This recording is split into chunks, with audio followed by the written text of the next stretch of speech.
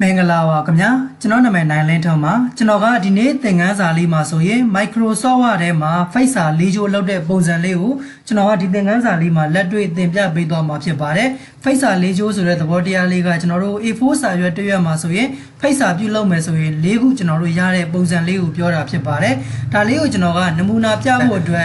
နမူနာလေးလုပ်ပေးထားတာရှိတယ်ပေါ့နော်အခုဒီလိုမျိုးပုံစံလေးပါဒါလေးကကျွန်တော်တို့ဒီ A4 စာရွက်ကို၄ခုကျွန်တော်တို့လုပ်ထားတဲ့ပုံစံလေးဖြစ်ပါတယ်တချို့ဆိုလဲဒါ legal စာရွက်ကို၄ချိုးပြုလုပ်တာလည်းရှိကြတယ်ပေါ့နော်အဲ့တော့ကို print ထုတ်မဲ့စာရွက် site ကတော့ဒါ A4 နဲ့ပဲ print ထုတ် legal နဲ့ပဲ print ထုတ်ကိုကြိုက်တဲ့စာရွက်နဲ့ print ထုတ်လို့ရတယ်အဲ့တော့အခုဒါလေးကကျွန်တော်ကနမူနာပြပေးထားတာဖြစ်တဲ့အတွက် A4 စာရွက်လေးကိုပေါ်မှာကျွန်တော်ကပြုလုပ်ထားတာဖြစ်ပါတယ်တကယ်လို့ဒီလက်တွေ့ကိုယ့်ရဲ့လုပ်ငန်းမှာ legal စာရွက်ပေါ်မှာအခုလိုမျိုး၄ပိုင်းလေးကျွန်တော်တို့ Microsoft Word ထဲမှာပြုလုပ်ချင်တယ်ဆိုရင်အခုသင်ပြမယ်နီလန်အတိုင်းကျွန်တော်တို့လိုက်ပြီးတော့မှပြုလုပ်လို့ရပါတယ်အဲ့တော့ဒါလေးကနမူနာပြုလုပ်ပြပေးထားတာဖြစ်တဲ့အတွက်ဒီလိုပုံစံလေးကိုလက်တွေ့ပြုလုပ်ဖို့ရအတွက်နောက်ထပ်ကျွန်တော်တို့စာရွက်လေးအသစ်တစ်ရွက်ခေါ်လိုက်မယ် Microsoft Word file လေးတစ်ခုအနေနဲ့ထပ်ပြီးတော့ခေါ်လိုက်အဲ့တော့ Microsoft Word ထဲမှာ file လေးအသစ်တစ်ခုထပ်ပြီးတော့ခေါ်ချင်တယ်ဆိုရင်တော့ file နဲ့ကနေပြီးတော့ new ဆိုတာနဲ့ခေါ်လို့ရတယ်ဒါမှမဟုတ်ကျွန်တော်တို့ control နဲ့ n နဲ့ကိုနှိပ်ပြီးတော့လည်းကျွန်တော်တို့ခေါ်လို့ရပါတယ်ကိုကြိုက်တဲ့နီလန်နဲ့ကျွန်တော်တို့အသုံးပြုလို့ရတယ်နော်အခုဒီမှာတော့ကျွန်တော်က file နဲ့ကနေပြီးတော့ new ဆိုတာနဲ့ကျွန်တော်တို့ခေါ်လိုက်တယ်ပြီးရင် blank document ဆိုတာလေးကိုကျွန်တော်တို့ရွေးလိုက်ပါမယ်ရွေးလိုက်တဲ့အခါမှာ Microsoft Word file လေးအသစ်တစ်ခုအနေနဲ့ကျွန်တော်တို့ရောက်ရှိလာတယ်စာရွက်လေးတစ်ရွက်ရောက်လာတယ်ပေါ့နော်အဲ့တော့အခုဒီရဲ့စာရွက်လေးကလောလောဆယ် A4 လား legal လားဆိုတာလေးကိုကျွန်တော်တို့မသိရသေးတာဖြစ်တဲ့အတွက်ဒီစာရွက်လေးကိုကျွန်တော်တို့ A4 စာရွက်လေးကိုပြောင်းလဲပေးမယ်စာရွက်တွေပြောင်းလဲချင်တာဖြစ်တဲ့အတွက်layout ဆိုတဲ့တက်ထဲကနေပြီးတော့ site ဆိုတဲ့နေရာလေးမှာ A4 ဆိုတာလေးကိုကျွန်တော်တို့ရွေးပေးရမှာဖြစ်ပါတယ်အခုဒါဆိုရင်ကျွန်တော်တို့ A4 စာရွက်လေးဖြစ်သွားပြီပေါ့နော်အဲ့တော့ A4 စာရွက်လေးပြောင်းပြီးသွားပြီဆိုတာနဲ့နောက်ထပ်တစ်ခုကကျွန်တော်တို့စာရွက်ကိုအလဲလိုက်အနေထားကျွန်တော်တို့ပြောင်းလဲပေးရမယ်အခုလောလောဆယ်စာရွက်ကအထောင်လိုက်ဖြစ်နေတယ်ဒါကိုအလဲလိုက်ပြောင်းလဲချင်တာဖြစ်တဲ့အတွက်layout တက်ထဲကနေပြီးတော့ orientation ဆိုတဲ့နေရာမှာ landscape ဆိုတာလေးကိုရွေးပေးလိုက်ပါမယ်ဒါဆိုရင်ကျွန်တော်တို့စာရွက်ကအလဲလိုက်ပုံစံအနေထားလေးကျွန်တော်တို့ပြောင်းလဲသွားမှာဖြစ်ပါတယ်ပြီးရင်နောက်ထပ်ကျွန်တော်တို့စာရွက်ရဲ့ margin color တွေလည်းကျွန်တော်တို့ပြင်မယ်အခုလက်ရှိကျွန်တော်တို့စာရွက်ထဲမှာကာစာရောက်နေတာကစာရွက်ရဲ့ဘေး margin နဲ့ကျွန်တော်တို့တစ်လက်မလောက်အကွာအဝေးလေးမှာသူကရောက်နေတယ်ပေါ့နော်အဲ့တော့ဒါကိုကျွန်တော်တို့က margin အကွာအဝေးမှာတစ်လက်မကြီးမထားချင်ဘူးအားလုံးပတ်လဲ0 စီပဲထားချင်တာဖြစ်တဲ့အတွက် margin ဆိုတဲ့ထဲကိုဝင်မယ်ပြီးရင်တော့ custom margin ဆိုတဲ့ထဲကိုဝင်ပါမယ်ဒီထဲမှာကျွန်တော်တို့ပတ်လဲ0တွေပဲထားမှာဖြစ်တဲ့အတွက်ကျွန်တော်တို့0ရေးမယ်တက်လေးခုံပြီးတော့မှနောက်အကွက်တွေကိုရွှေ့ပြီးတော့မှကျွန်တော်တို့သွားလို့ရပါတယ်အားလုံးကျွန်တော်တို့0ထားပြီးသွားပြီဆိုရင်တော့ okay ဆိုတာနှိပ်လိုက်မယ်နှိပ်လိုက်တာနဲ့ဒီမှာကာစာလေးကစာရွက်ရဲ့လုံးဝကလနာအစွန်ဆုံးသူကရောက်ရှိသွားမှာဖြစ်ပါတယ်အခုဒါဆိုရင်ကျွန်တော်တို့စာရွက်ထဲမှာဖိတ်စာ၄ပိုင်းလေးပြုလုပ်ဖို့ရအတွက်ကျွန်တော်တို့စာရွက်ကိုတော့ပြင်ဆင်စရာရှိတာတွေပြင်ဆင်ပြီးသွားပြီနောက်တစ်ခုကျွန်တော်တို့ဘာလုပ်မလဲဆိုတော့ဖိတ်စာမှာ၄ခု၄ပြုလုပ်ချင်တာဖြစ်တဲ့အတွက်ဒီစာရွက်ကိုကျွန်တော်တို့၄ပိုင်းလေးပိုင်းပေးရမယ်အဲ့တော့၄ပိုင်းပိုင်းဖို့ရအတွက် Microsoft Word ထဲမှာကျွန်တော်က guideline လေးသတ်မှတ်လိုက်မယ်ပေါ့နော်guideline သတ်မှတ်တဲ့အခါမှာကိုကြိုက်တဲ့နီလန်နဲ့ကျွန်တော်တို့ guideline တွေသတ်မှတ်လို့ရတယ်အခုဒီမှာတော့ကျွန်တော်ကအလွယ်တကူ guideline လေးပေးဖို့ရအတွက် insert တက်ထဲကနေပြီးတော့ရှိတ်ထဲကနေပြီးတော့၄တောင်းခွက်လေးကျွန်တော်တို့ဆွဲလိုက်မယ်အဲ့တော့၄တောင်းခွက်လေးကိုစာရွက်နဲ့အညီအညာလေးကျွန်တော်တို့ဆွဲလိုက်ပါမယ်အဲ့တော့အခုဒီမှာကျွန်တော်တို့စာရွက်နဲ့လုံးဝကျွန်တော်တို့အညီအညာလေးဖြစ်အောင်ကျွန်တော်တို့ချိန်ပြီးတော့ဆွဲလိုက်မယ်ပေါ့နော်ဆွဲလိုက်တဲ့အခါမှာသူကဒီရဲ့၄တောင်းခွက်လေးထဲမှာguideline လေးတွေကျွန်တော်တို့ဝင်လာတယ်အဲ့တော့၄တောင်းခွက်လေးတွေထဲမှာသူကဒီမှာအလဲကောင်မှာ pointer အမှတ်လေးတွေဝင်လာတယ်အဲ့တော့ဒီရဲ့စာရွက်ကိုကျွန်တော်တို့က၄ပိုင်းပိုင်းချင်တာမလို့ဒီ pointer အမှတ်လေးတွေကနေပြီးတော့မြင်းချောင်းလေးတွေဆွဲပြီးတော့ကျွန်တော်တို့ guideline လေးသတ်မှတ်ပေးခဲ့လိုက်မယ်ပေါ့နော်ဘာလို့ guideline သတ်မှတ်ပေးရလဲဆိုရင်ဒီဘက်ကလိုမျိုးကျွန်တော်တို့၄ပုံပိုင်းတဲ့အခါမှာကျွန်တော်တို့အညီအညာကွက်တီလေးဖြစ်ရအောင်လို့ guideline လေးကိုကျွန်တော်ကဒီ shape ကိုအသုံးပြုပြီးတော့မှဆွဲပြပေးတာပေါ့နော်တခြားလုပ်လို့ရတဲ့နီလန်တွေလည်းကျွန်တော်တို့ရှိကောင်းရှိနိုင်ပါသေးတယ်အဲ့တော့အခုဒီမှာဒီ pointer အမှတ်လေးတွေကနေပြီးတော့ guideline မြင်းချောင်းလေးတွေဆွဲချင်တာမလို့ဒီမှာကျွန်တော်တို့ line ချောင်းလေးတစ်ခုမြင်းချောင်းလေးတစ်ခုကျွန်တော်တို့ယူလိုက်ပါမယ်ယူပြီးသွားပြီဆိုရင်တော့ဒီရဲ့ pointer အမှတ်လေးကနေပြီးတော့တက်လေးဆွဲလိုက်မှာဖြစ်ပါတယ်မြင်းချောင်းလေးကိုအတန်းလေးထွက်အောင်ကျွန်တော်တို့ keyboard ကနေ8ကိုဖိပြီးတော့ကျွန်တော်တို့ဆွဲလိုက်မယ်ဒါဆိုရင်တော့မြင်းချောင်းလေးကကျွန်တော်တို့တက်လေးထွက်လာပြီဖြစ်ပါတယ်ပြီးရင်နောက်ထပ်ကျွန်တော်တို့မြင်းချောင်းလေးတစ်ခုထပ်ပြီးတော့ဒီဘက်ကနေလည်းတက်လေးကျွန်တော်တို့ထပ်ပြီးတော့ဆွဲလိုက်ပါမယ်ဒါဆိုရင်ကျွန်တော်တို့ guideline လေးနှစ်ခုကျွန်တော်တို့ရသွားပြီ အဲ့တော့ဒီအောက်မှာကျွန်တော်တို့ဆွဲထားတဲ့၄တောင်ခွက်ကြီးကမလိုတော့ဘူးသူ့ကိုဆက်လက်လေးပေးပါမယ် bus page နဲ့ဖြတ်ချလိုက်ပါမယ်ဖြတ်လိုက်တဲ့အခါမှာဒီမှာ A4 စာရွက်ကိုကျွန်တော်တို့၄ပိုင်းပိုင်းပြီးသားလေးကျွန်တော်တို့သဘောတရားလေးရသွားပြီပေါ့နော်အဲ့တော့ကိုကဖိတ်စာ၄ပိုင်းလုပ်မယ်ဆိုရင်ကျွန်တော်တို့ဒီရဲ့ဒီလေးတော့ကွက်လေးထဲမှာတစ်ပိုင်းဒီဘက်မှာတစ်ပိုင်းဒီဘက်မှာတစ်ပိုင်းပေါ့နော်ဒီလိုမျိုးကျွန်တော်တို့၄ပုံကျွန်တော်တို့ဆွဲပေးရမှာဖြစ်ပါတယ်အဲ့တော့ကိုကဒီဖိတ်စာကိုနှစ်ပိုင်းပဲကျွန်တော်တို့ပြုလုပ်ချင်တယ်ဆိုရင်အခုလိုမျိုးပုံစံအတိုင်းကျွန်တော်တို့အထက်အောက်နှစ်ပိုင်းပဲပိုင်းပေါ့နော်အခုဒီမှာတော့၄ခုဆွဲပြပေးမှာဖြစ်တဲ့အတွက်၄ပိုင်းကျွန်တော်ကပိုင်းလိုက်တာဖြစ်ပါတယ်အဲ့တော့ဒီထဲမှာကျွန်တော်တို့ကစာတွေရေးချင်တာဖြစ်တဲ့အတွက်စာကိုကျွန်တော်တို့ရေးတဲ့အခါမှာအစားတက်ထဲကနေပြီးတော့ရှိတ်ထဲကနေပြီးတော့တက်ပေါက်လေးခေါ်ပြီးတော့လဲစာတွေကိုရေးလို့ရတယ်ဒီရဲ့တက်ပေါက်လေးခေါ်ပြီးတော့မရေးချင်ဘူးဆိုရင်လည်းအစားတက်ထဲကနေပြီးတော့ဒီဘက်ဘေးမှာကျွန်တော်တို့တက်ပေါက်ဆိုတာလေးရှိတယ်ဒီထဲကနေပြီးတော့တက်ပေါက်ဒီဇိုင်းကိုကြိုက်နေတဲ့ပုံစံလေးတွေရွေးချယ်ပြီးတော့မှအသုံးပြုလို့ရပါတယ်အဲ့တော့အခုဒီထဲကနေပြီးတော့ဒီမှာsample test box ဆိုတာလေးကိုကျွန်တော်ကယူလိုက်တယ်ယူပြီးတော့ဒါလေးထဲမှာကျွန်တော်ကစာလေးတွေရိုက်မယ်ပေါ့နော်အဲ့တော့စာရိုက်ဖို့ရာအတွက်သူ့ကိုကျွန်တော်တို့ဒီရဲ့၄တောင်ကွက်လေးနဲ့အညီအညာလေးဖြစ်အောင်ကျွန်တော်တို့ဆွဲပြီးတော့မှချဲ့လိုက်ပါမယ်အဲ့တော့ခုလိုမျိုးလေးတွေကျွန်တော်တို့လိုက်ပြီးတော့ချိန်လိုက်မယ်ပေါ့နော်အဲ့တော့အညီအညာလေးတွေဖြစ်အောင်ကျွန်တော်တို့ချိန်လိုက်ပါမယ်အဲဒီပုံစံတိုင်းလေးထားလိုက်မယ်ပြီးပြီဆိုရင်သူ့ထဲမှာကျွန်တော်တို့စာတွေရေးဖို့ရာအတွက်အခုလက်ရှိနမူနာလောက်ပြပေးထားတာဖြစ်တဲ့အတွက်စာတွေကိုတော့ကျွန်တော်ဒီတစ်ခုချင်းလိုက်ပြီးတော့ရေးမပြတော့ဘူးเนาะစာတွေရေးတာတော့ကျွန်တော်တို့ရေးတဲ့လောက်မယ်လုပ်တယ်ねလက်ရှိအနေထားအရတော့ဒီစာလေးတွေကိုကျွန်တော်က copy ယူပြီးတော့ပဲထည့်လိုက်ပါမယ် control C copy ယူလိုက်ပါမယ်ပြီးရဒီဘက်ကဒီထဲမှာကျွန်တော်တို့ပေးချလိုက်ပါမယ်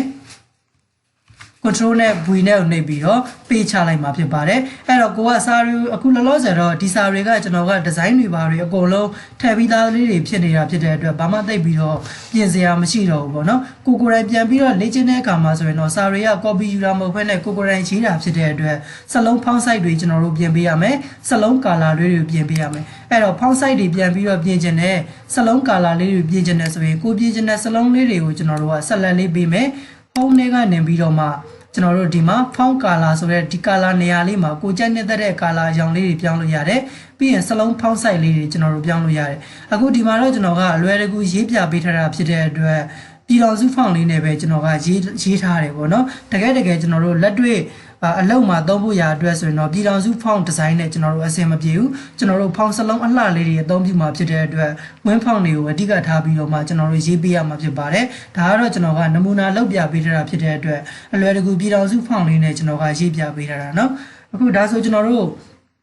စလုံး color လေးတွေလည်းကျွန်တော်တို့ပြောင်းလဲတက်နေပြီ font size လေးတွေလည်းပြောင်းတက်နေပြီဆိုရင်အခုလိုမျိုးကျွန်တော်တို့ reflection ရောင်ပြန်သဘောတရားလေးတွေဒီအယောင်ပြန်နေတဲ့လို့ font design လေးတွေကိုကျွန်တော်တို့ဘယ်ကနေယူလို့ရလဲဆိုရင်ကိုပြောင်းလဲခြင်းနဲ့စလုံးလေးတွေကိုကျွန်တော်တို့ဆက်လက်လေးပေးမယ်ပြီးရင်တော့ကျွန်တော်တို့ဒီမှာ format ဆိုတဲ့တက်ထဲကိုဝင်မယ်စလုံးတွေကိုပြောင်းချင်တာမလို့ကျွန်တော်တို့ဒီမှာ tab face ဆိုတဲ့ထဲကနေပြီးတော့စလုံးရဲ့အယောင်ပြောင်းလို့ရတယ်တက်အောင်လိုက်ဆိုတဲ့နေရာမှာစလုံးရဲ့စတုပ်ဘေးပေါင်စတုပ်လေးတွေထည့်ချင်ထည့်လို့ရတယ်ပေါ့နော်ပြီးရင်နောက်တစ်ခုကဒီအောက်မှာ tab effect ဆိုတာလေးရှိတယ်အဲ့တော့ဒီထဲကနေပြီးတော့လေကိုကြိုက်တဲ့ပုံစံလေးတွေထည့်လို့ရပါသေးတယ်အဲ့တော့ဒီဘက်ဘေးမှာလည်းကျွန်တော်တို့ဒီမှာဒီထဲကနေပြီးတော့ရောင်မြန်ပုံစံလေးလိုချင်တာလားအခုလိုမျိုးပုံစံလေးတွေလိုချင်တာလားကိုကြိုက်တဲ့ပုံစံလေးတွေဒီနေရာလေးတွေကနေပြီးတော့ရွေးချယ်ပြီးတော့မှပြောင်းလဲလိုက်လို့ရပါတယ်ဒါကတော့ကျွန်တော်တို့စာတွေရေးပြီးသွားရင်ပြန်ပြီးတော့ပြုပြင်ရမယ်အရာလေးတွေကိုကျွန်တော်ပြပြပေးတာဖြစ်ပါတယ်အဲ့တော့ဒီမှာကျွန်တော်တို့အကုန်လုံးစာတွေကိုရေးချင်တဲ့စာတွေ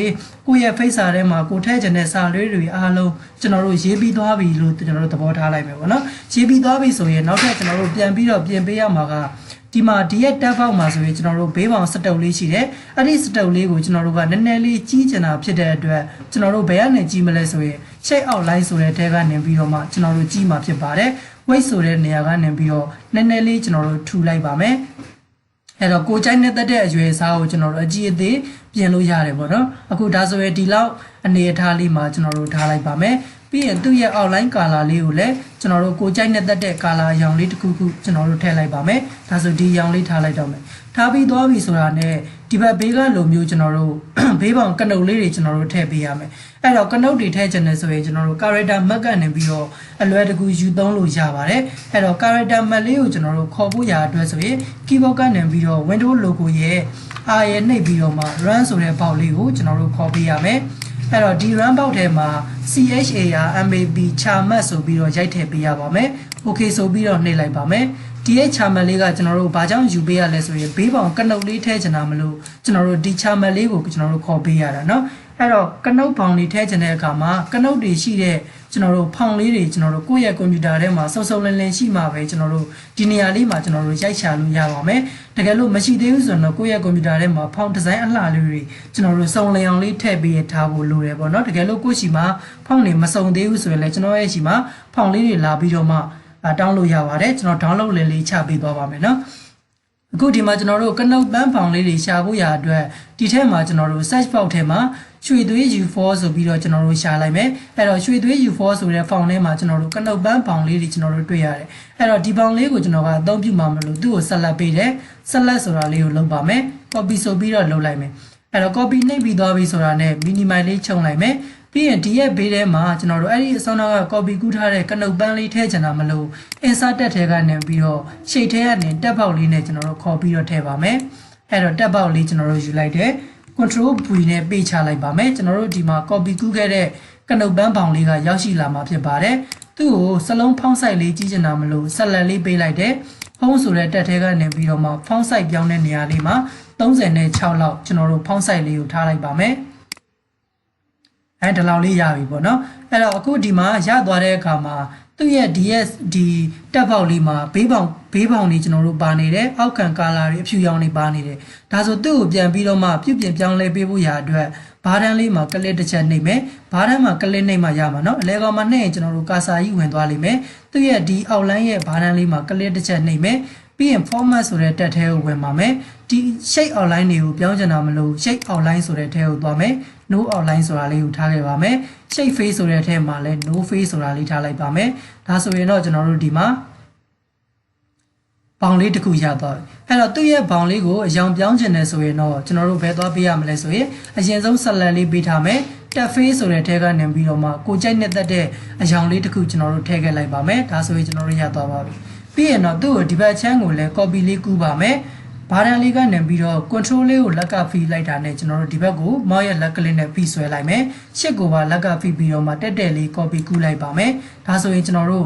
copy ကူးပြီးသားလေးကျွန်တော်တို့ရသွားပြီဖြစ်ပါတယ်အဲ့တော့ဒါလေးကိုကျွန်တော်တို့ကဟိုဘက်ဒီဘက်လှည့်ဖို့ရာအတွက်သူ့ကိုကျွန်တော်တို့ဟိုဘက်ဒီဘက်လှည့်တယ်ဆိုရင်ကျွန်တော်တို့မညီမညာတွေဖြစ်ကုန်မှာဒါကြောင့်ကျွန်တော်တို့ဒီဘက် character map box လေးကိုပြန်ပြီးတော့ဖွင့်လိုက်မယ်ဒီဘက်ချမ်းကကျွန်တော်တို့ဒီမှာဒီဘက်ဘေးကကနုတ်ပန်းဖောင်လေးကိုကျွန်တော်တစ်ချက်ရွေးလိုက်တယ်ပြီးရင်တော့သူ့ကိုကျွန်တော်တို့လက်ရှိရွေးပြီးသားကောင်ဖြတ်လိုက်ပါမယ်ဆက်လက်လေးပေးလိုက်မယ် copy လုပ်လိုက်ပါမယ် minimize လုပ်လိုက်မယ်ပြီးရင်တော့ဒီရဲ့ဘောင်ထဲမှာ control V နဲ့ပေးပြန်ပြီးတော့ချလိုက်ပါမယ်ဒါဆိုရင်ဒီဘက်အချမ်းကကနုတ်ပန်းလေးကျွန်တော်တို့ရောက်ရှိလာမှာဖြစ်ပါတယ်သူ့ကိုလည်းကျွန်တော်တို့စလုံးဖောက်ဆိုင်ကိုဒီဘက်ကကောင်နဲ့အရွယ်အစားတူအောင်လေးထားပေးပါမယ်ဖောက်ဆိုင်ကို36ပဲကျွန်တော်တို့ထားလိုက်ပါမယ်ဒါဆိုကျွန်တော်တို့အရွယ်အစားကဒီဘက်နဲ့ကျွန်တော်တို့ညီတူညီမျှလေးကျွန်တော်တို့ဖြစ်သွားမှာဖြစ်ပါတယ်အဲ့တော့ဖြစ်သွားပြီဆိုရင်ဖောင်းကာလာလေးကိုလည်းကျွန်တော်တို့ဒီမှာဒီထဲကနေပြီးတော့ဒီကောင်လေးကိုကျွန်တော်တို့ပြောင်းလဲပေးလိုက်ပါမယ်ပြီးရင်တော့တို့တွေကိုနည်းနည်းလေးကျွန်တော်တို့ချိန်ပေးပါနော်arrow key လေးနဲ့ကျွန်တော်တို့လိုက်ပြီးတော့မှချိန်ပေးလို့ရပါတယ်ဒါဆိုကျွန်တော်တို့အပေါ်ဘက်အချမ်းမှာတော့ကနုတ်ပန်းဖောင်လေးတွေကျွန်တော်တို့ထည့်ပြီးသွားပြီအောက်မှာလည်းကျွန်တော်တို့ကနုတ်ပန်းလေးတွေထည့်ပြီးတော့ထည့်ဖို့ရာအတွက်လက်ရှိဆွဲပြီးသားလေးနှစ်ခုကိုကျွန်တော်တို့ဆက်လက်လေးပေးပြီးတော့ copy ပွားလိုက်ပါမယ်ပထမတစ်ခုကိုဘားတန်းလေးကနေပြီးတော့ click ထောက်ပြီးဆက်လက်ပေးထားတယ်ဒီဘက်ကတစ်ခုပါကျွန်တော်တို့ဆက်လက်ပေးချင်တာဖြစ်တဲ့အတွက်ရှစ်ကိုဖိပြီးတော့ click လေးတစ်ချက်ပေးလိုက်မယ်ဒါဆိုရင်နှစ်ခုလုံးကိုဆက်လက်ဝင်သွားတယ်ဒီလိုမျိုးနှစ်ခုလုံးကိုဆက်လက်ဝင်သွားပြီဆိုမှသူ့ရဲ့ဘားတန်းလေးကနေပြီးတော့ control လေးကိုလက်ကဖိမောက်ရဲ့လက်ကလေးနဲ့ဖိဆွဲပြီးတော့မှ copy လေးပွားလိုက်ပါမယ်တက်တက်လေးသွားအောင်ကျွန်တော်တို့ရှစ်ကိုပါဖိပြီးတော့မှ copy လေးပွားလိုက်မှာဖြစ်ပါတယ်ဒါဆိုရင်တော့ကျွန်တော်တို့ copy ပွားပြီးသားလေးဖြစ်သွားပါပြီအဲ့တော့ copy ပွားပြီးသွားပြီဆိုရင်သူတို့တွေကိုကျွန်တော်တို့ဟိုဘက်ဒီဘက်နေရာချင်းလေးချိန်လိုက်မယ်ဒီရဲ့ကနုတ်ပန်းဖောင်လေးတွေကိုပဲကျွန်တော်တို့ဟိုဘက်ဒီဘက်နေရာချင်းလေးချိန်လိုက်ပါမယ်ဘာကြောင့်နေရာချင်းချိန်ပေးရလဲဆိုရင်ကျွန်တော်တို့ဒီမှာအပေါ်ဘက်အချမ်းမှာဆိုရင်သူ့ရဲ့ဒီကနုတ်ပန်းဖောင်လေးတွေမှာဟိုဘက်ဒီဘက်မချိန်ဘူးဆိုကျွန်တော်တို့ဇောက်ထိုးတွေဖြစ်နေတတ်တယ်เนาะဒါကြောင့်ကျွန်တော်ကညီအောင်လို့ဟိုဘက်ဒီဘက်နေရာချင်းလေးချိန်ပေးလိုက်တာဖြစ်ပါတယ်ချိန်ပြီးသွားပြီဆိုရင်တော့ဒီအပေါ်မှာ rotate လှည့်တဲ့နေရာလေးရှိတယ်ရှစ်ကိုဖိပြီးတော့မှကျွန်တော်တို့လှည့်လိုက်ပါမယ်ဒီဘက်ကနေပြီးတော့ရှစ်ကိုဖိပြီးတော့လှည့်တယ်เนาะရှစ်ကိုမဖိဘဲနဲ့လှည့်တယ်ဆိုရင်ကျွန်တော်တို့ဒီရဲ့ကနုတ်ပန်းဖောင်ကတက်မထွက်ဘဲနဲ့ကျွန်တော်တို့အဆောင်ကြီးဖြစ်နေတတ်ပါတယ်ဒါကြောင့်ကျွန်တော်ကရှစ်ကိုလက်ကနေဖိထားတယ်ပြီးမှကျွန်တော်တို့လှည့်လိုက်ပါမယ်အခုဒီနေရာလေးတွေမှာကျွန်တော်တို့အရွယ်အစားလေးတွေကိုကျွန်တော်တို့ချိန်ပေးမယ်နေရာလေးတွေကိုကျွန်တော်တို့ညီအောင်လေးတွေလိုက်ပြီးတော့မှ ချိန်ပေးမှာဖြစ်ပါတယ်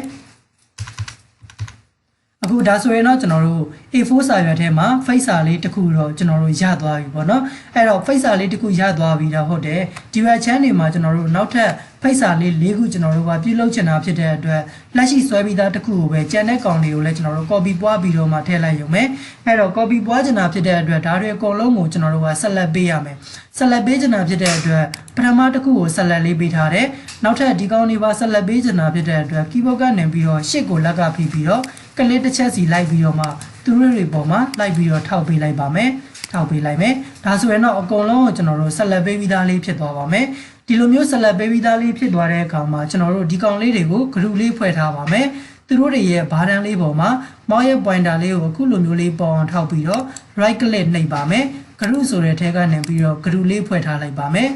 group ဖွဲ့လိုက်တာနဲ့ကျွန်တော်တို့ဒီမှာဒီကောင်လေးတွေအားလုံးကကျွန်တော်တို့ group တစ်ခုတည်းအနေနဲ့ကျွန်တော်တို့ပေါင်းသွားမှာဖြစ်ပါတယ်ဒီလိုမျိုးလေးကျွန်တော်တို့ကပေါင်းသွားပြီဆိုမှ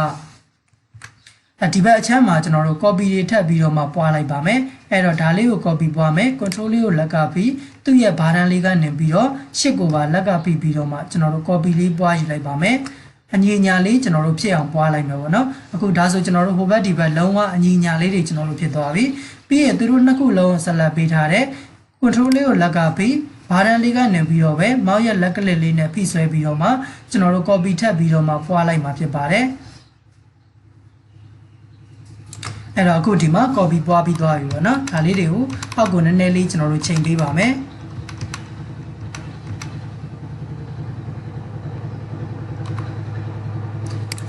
ရပါပြီနော်အခုဒါဆိုကျွန်တော်တို့က A4 စာရွက်ထဲမှာဖိတ်စာလေး၄ခုကျွန်တော်တို့ကပြုလုပ်ပြီးသွားပြီဖြစ်ပါတယ်အဲ့တော့ဒါလေးကိုကျွန်တော်တို့ကိုယ်တိုင်ပြုလုပ်တက်လောက်မယ်လို့တင်တယ်ပြန်ပြီးတော့ကိုယ်တိုင်လက်တွေ့လိုက်ပြီးတော့မှစကြည့်ပေးပါအကယ်၍ကိုယ်တိုင်ပြုလုပ်ကြည့်တဲ့အခါမှာကျွန်တော်တို့မရတဲ့နေရာလေးတွေရှိတယ်နားမလည်လိုက်တဲ့နေရာလေးတွေရှိတယ်ဆိုရင်လည်းကျွန်တော်ကိုပြန်ပြီးတော့မှ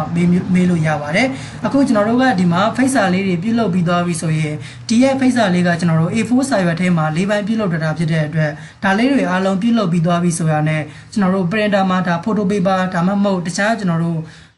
ထူတဲ့အသားလေးနဲ့ပေါ့နော်ကျွန်တော်တို့ထည့်ပြီးတော့မှဒါ print ထုတ်ပေးရမယ်ထွက်လာတဲ့စာရွက်တွေကိုကျွန်တော်တို့ဒီမှာအလဲကောင်ခိုင်လိုင်းပေးထားတဲ့နေရာလေးကနေပြီးတော့ကျွန်တော်တို့ဓာတ်ဆက်နဲ့ဖြတ်လိုက်တယ်ဆိုရင် A4 တစ်ရွက်မှာကျွန်တော်တို့ဖိတ်စာလေး၄ခုရတဲ့ဆိုတဲ့သဘောလေးကိုပြောတာဖြစ်ပါတယ်အဲ့တော့ဒါလေးကိုကျွန်တော်တို့နားလည်လောက်မယ်လို့ထင်တယ်ကိုကိုရန်လက်တွေ့လိုက်ပြီးတော့မှစမ်းကြည့်ပေးပါ